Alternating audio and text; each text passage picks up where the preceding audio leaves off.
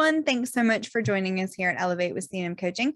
My name is Maggie Pagesic. I am the partner, co-founder, and lead trainer here at C&M Coaching. I have been working in customer service for a very, very long time, since I was about 17 years old. And for the last 10 years, we have been focusing on call training and coaching at our business. And we specialize in any type of sales calls, customer service calls. We also do internet mystery shops where we submit requests for information to companies and then gauge that response time and that call quality and also text and email quality as well. So, one of the industries that we are very heavily focused on is the automotive industry, where customer service is sometimes lacking. And that's what I want to talk about today. So, if you're in the automotive industry, or even if you are somebody who takes and handles sales calls, this is for you. This is an actual recorded phone call. So, I'm going to play this phone call. It is scrubbed, meaning there's no information on the name of the client or the store that this representative works at. All of that information will play super fast. And let's get right into it. All right, so here we go. I'm going to play the call, and then we're going to pause it and discuss. Thanks for calling. This is speaking. How may I help you? Hi, I was curious as to find out what the requirements are for the buy here, pay here. Absolutely. Give me 1 second here. How'd you hear about us, sir? Oh, I live out. Okay, so live pretty close by. That's awesome. Well, we're one of the nation's largest used car franchises. We do that by including a 2-year, 24,000-mile limited warranty. We give a fresh Carfax. But the most important part for you is we're going to sit down with you, look at the budget, and make sure we put you in a payment that you can afford.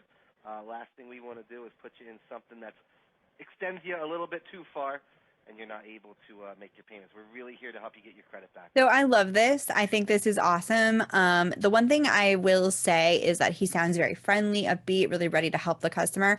But I like that he kind of started the conversation off with, here are the amazing things that we have to offer. So the customer goes into the conversation feeling positive about what might happen next. On track. So, All right. your initial question was, what do I have to do to get approved? Let me ask you a few questions, man. Are you over the age of 18? So great job acknowledging his questions. Yes.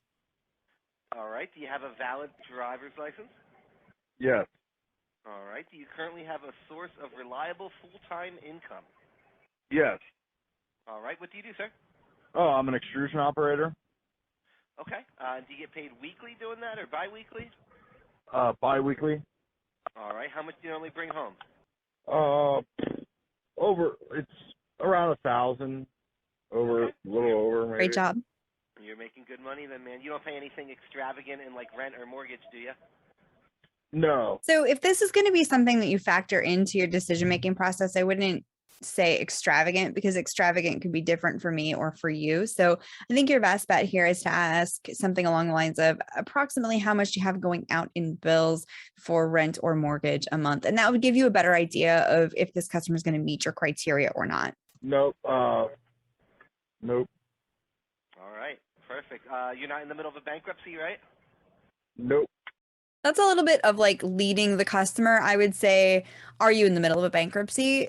Because obviously, the way that he phrased the question, he's searching and fishing for the answer of no. I think you're better off directing it to them. Are you in the middle of a bankruptcy? And have you ever had a repossession? No. All right, man. Then everything is telling me to get you down here. I think I'm feeling pretty positive to be able to help you out. When can you make it down? Are you available today or tomorrow?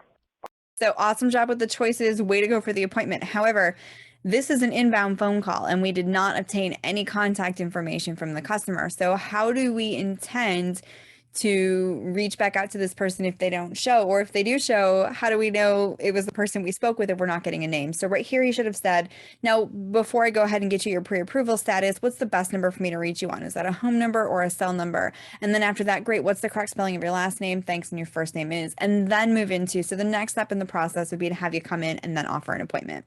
I can go ahead and give you a call back here in a few minutes and let you know. Right now, I'm picking up my son from the babysitter, but I can talk to my wife and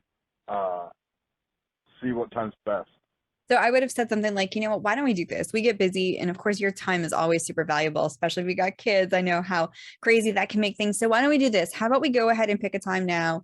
If you check with your wife and it turns out it's just not going to work, we'll always, have some flexibility here and you can give me a call or shoot me a text and I can find you a more convenient day and time. I've got openings, this afternoon or this evening, which is most likely going to work best for you. And try to set what we would call a tentative appointment. This is going to make it easier for you to get that sense of commitment from the customer and also increases the chances that they will answer any future phone calls you place to them. Or the flip side of it would be that they would call you if they're not able to make it. All right. Well, let me ask you this, sir. What's your name? All right. And the last name?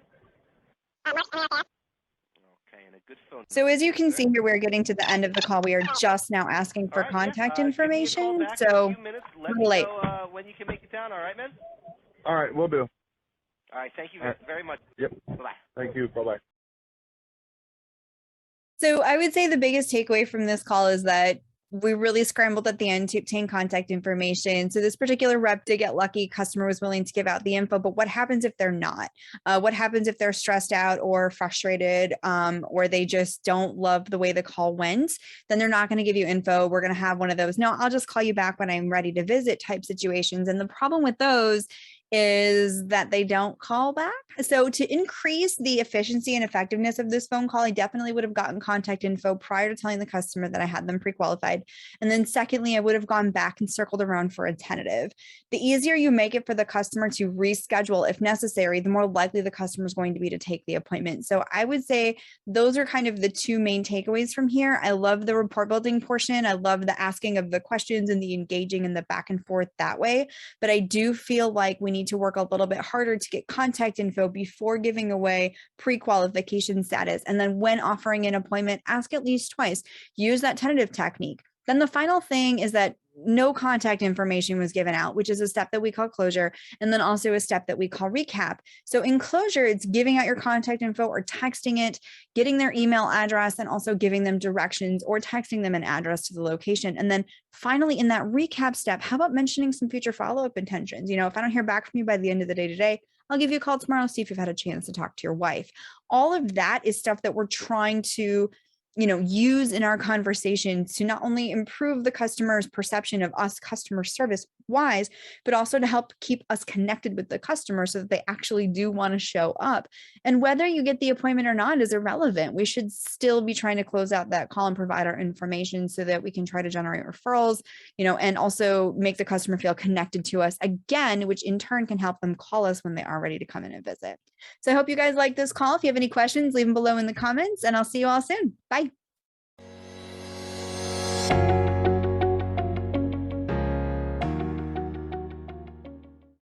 Sound provided by bensound.com.